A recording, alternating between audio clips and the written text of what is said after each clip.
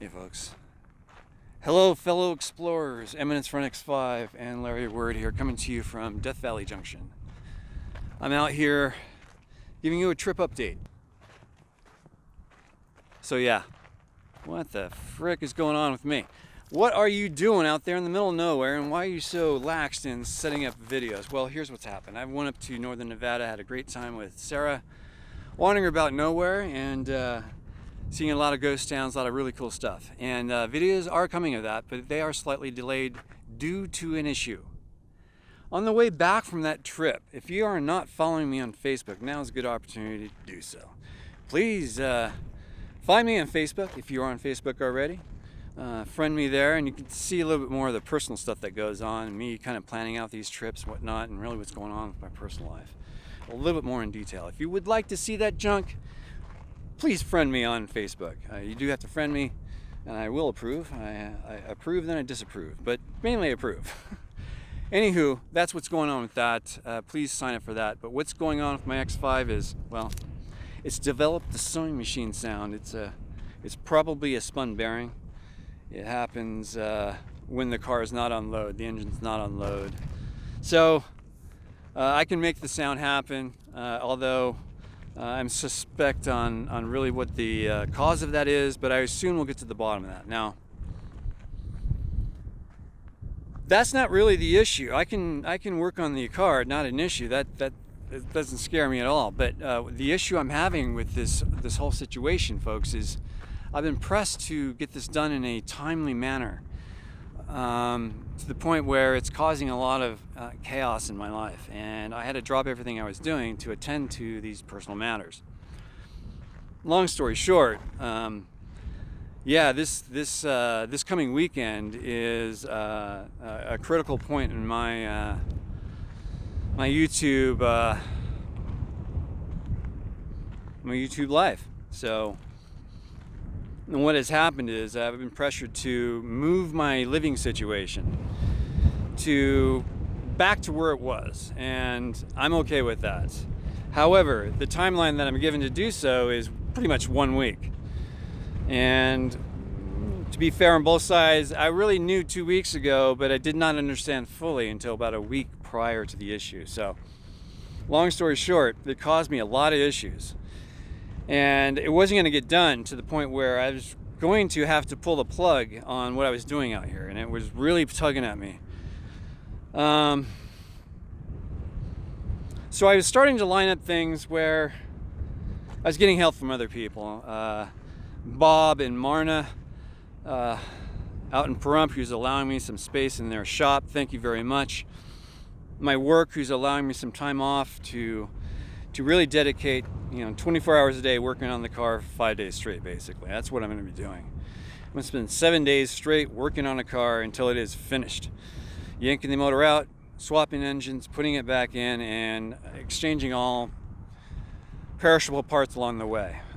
As long as I have the engine out, might as well change every goddamn hose I can. So that's exactly what I'm doing. Hose, gaskets, you name it. Anything that's rubber is getting replaced. So that's all on order and it's coming in. Now, none of this would have been possible had it not been for one very special person. A superhero in my world, maybe not in yours, folks, but to me, this person's amazing. This person's helped me from day one with my YouTube, has for no reason given me a lot of help and a lot of advice and a lot of consulting and a lot of everything. And even a lot of me tagging along. And I'm talking about, yes, Sarah from Wonder Hussy Adventures has really cemented the fact that I'm supposed to be staying out here and doing a lot more exploring with her. She has funded my engine transplant, and these things are not cheap, folks. She's stepped up, and I did not request this of her. She stepped up and offered me some help, and if it weren't for her, I would not be here right now talking to you. I'd be somehow trying to figure out an exit plan for YouTube, but I'm still here. Thanks to Sarah from Wonder Hussy Adventures, and I owe her a lot. She is a true friend of mine. I'll go anywhere with her. I trust her with my life. I don't say that lightly. You go out in the middle of nowhere, you really have to trust the person you're with to make the right decisions with you in consulting left and right on every move we're making. So I trust her 100%, and even more so now. And it's not because she's helping me with this, but for everything she's done for me from day one. She did not need to meet up with me out in Ballarat. The ghost town Ballarat is where I met Sarah about a little over a year ago, just prior to her trip out to, I believe it was Burning Man last year. And long story short, I befriended her there, and we stayed friends ever since then. And she's been in a couple of my videos, and me in a couple of hers, and it's a solid friendship, folks. There's a lot more to it on my side and why I'm doing what I'm doing, but she's a true inspiration as to why I'm doing this. Without getting into a long, drawn-out conversation about this, I wouldn't be here if it wasn't for her. I would not be here doing YouTube if it were not for Sarah Jane Woodall. She's really inspired me, and the one that really got me was her Pioche, Nevada video. Please watch that. I'm a big mill person, and I'm really into mechanical things and how industries and companies work. And yeah, she turned me on to that. And just knowing that stuff's out in the desert, waiting for people to explore, I was hooked. Seriously, I was hooked. And yeah, here I am. And I need some help. And Sarah was there once again for me to get some help from. And thank you, Sarah. Thank you from the bottom of my heart, and from all my fans and followers who are not from the Wanderhussy side, which there are many on my side too. Thank you, everyone. And thank you from the bottom of my heart, Sarah, for all the help you're giving me. So, long story short, sorry everyone, trip update, over 7 minutes now. But yeah, there we are. I'm getting some help from Sarah. The car's coming back together.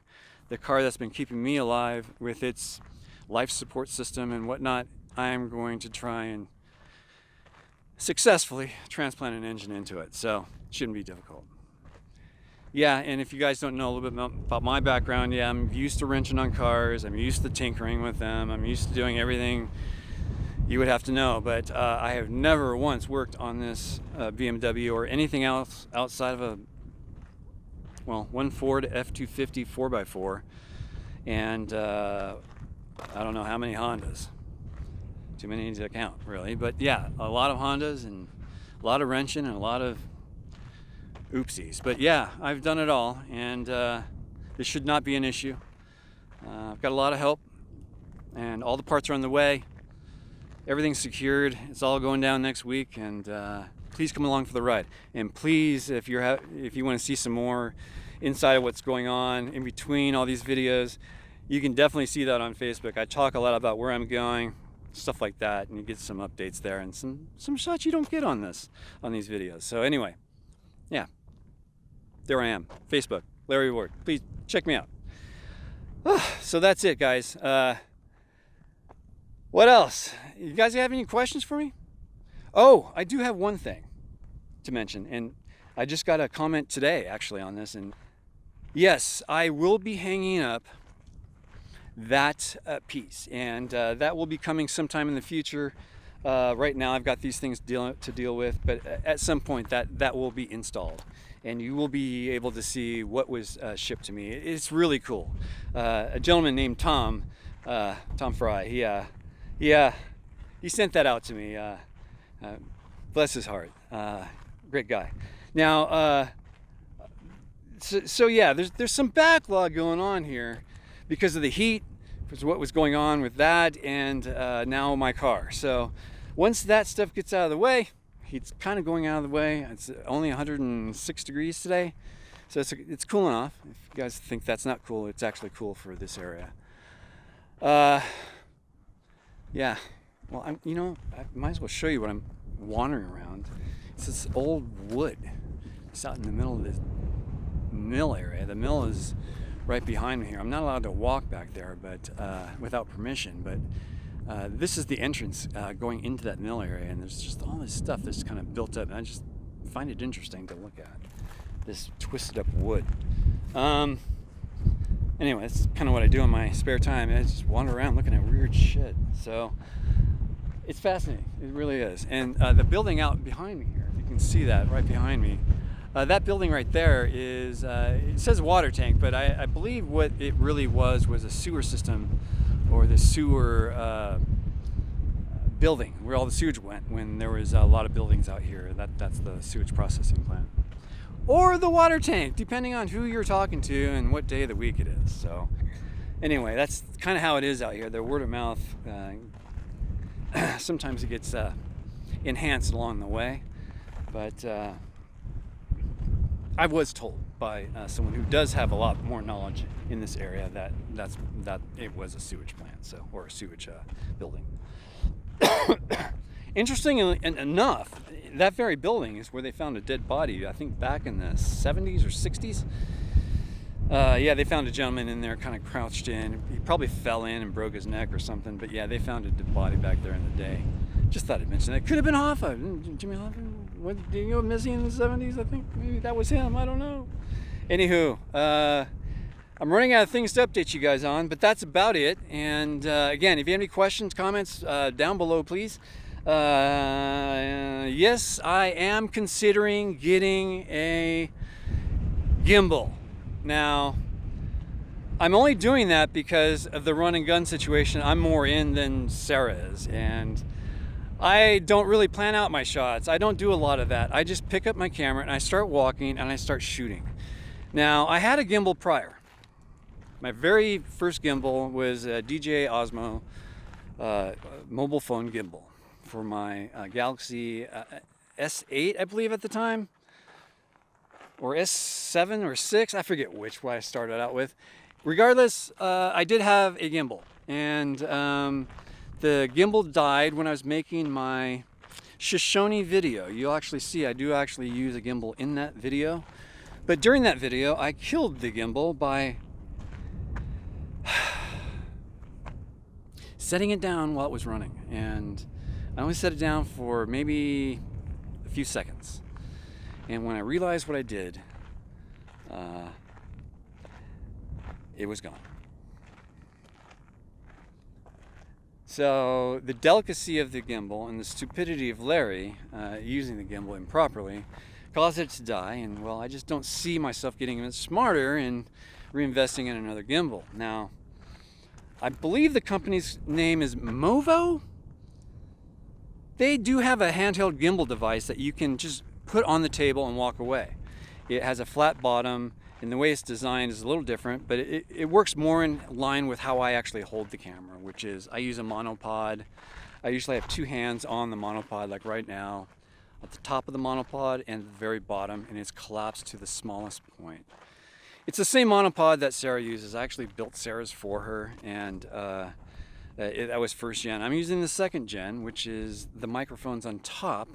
I'm actually touching the top of the microphone now, but hers is down below, located. If you see some of the pictures I've posted of her online holding that, you'll see the mic is closer to her face, lower on the stock of the monopod. Long story short, I'm getting a gimbal, but I hate using gimbals for the fact that it doesn't look right. I like that slight jerkiness that you get, the slight bump you get. The camera on selfie that I have now does not have image stabilization. That's why it's more bumpy than normal. Thank you, fellow explorers. Eminence Front X5 and Larry Word out.